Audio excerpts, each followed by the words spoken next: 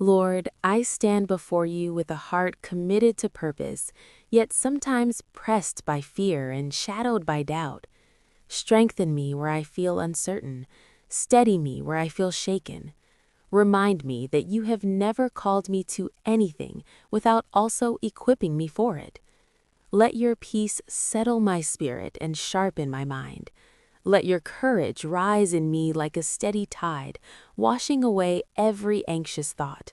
Let your wisdom guide my decisions, my words, and my steps. When fear whispers that I am not enough, let your truth answer boldly that you are with me. When doubt tries to cloud my vision, clear my sight and anchor me in the purpose you placed within me. Make me resilient, make me discerning, make me unshakable in the work you have entrusted to my hands. I walk forward today not in my own strength, but in the confidence that you go before me, stand beside me, and guard every step behind me. Amen.